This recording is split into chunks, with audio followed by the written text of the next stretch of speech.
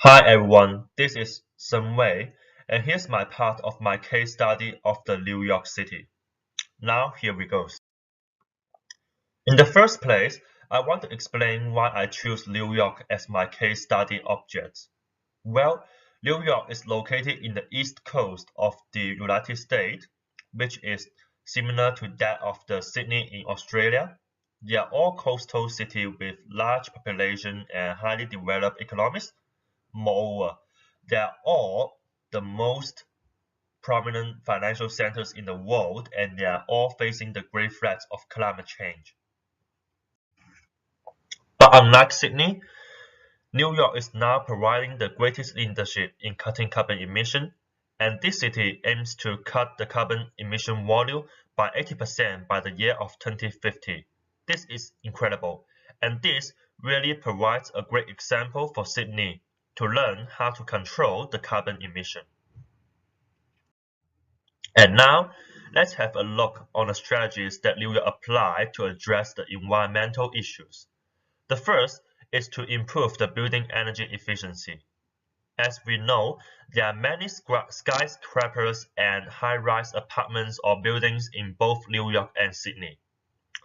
And New York tries to reduce the carbon emission of the use of the energy system in the large buildings in order to control the carbon emission. And this is really incredible. According to a recent report, the greenhouse gases emission of thousands of large buildings in New York has decreased significantly by approximately 8% in a 3-year period between 2010 and 2013. And I think New York can learn a lot by studying this strategy. The second is to exploit renewable energy. As we know, approximately a quarter of the electric power in New York today comes from green energy resources. We know New York is rich in its wind power and water power, but Sydney is also has abundant resources of solar energy and wind energy. So I think Sydney has the great potential to exploit renewable energy, something like that.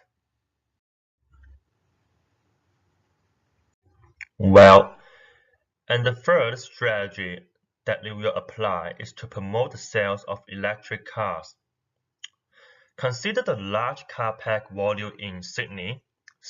We can note that our Great Sydney also has the great potential to promote the sales of electric cars in order to lower the volume of the carbon emissions. This is really wonderful. And here comes our risk assessment. We can note that the New York suffered a great damage in the Hurricane Sandy, which happened in 2012. That really caused great damage to the beautiful New York City. And although we are living in Sydney, not like New York, consider the geographic features that share similarity. New York is also vulnerable to rising sea levels and hurricanes and other extreme weather which caused by the climate change and rising carbon emission volume. We can note that the 2 degrees Celsius global warming is a tipping point. Any global warming more than that degree means that climate change may be reaching a tipping point and becomes out of control. At that time, both Sydney and New York may suffer devastating losses.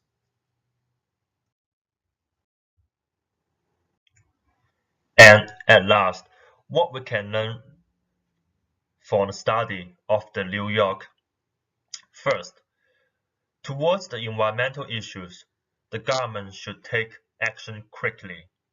Second, we should also take action effectively to identify the suitable strategies to address these issues.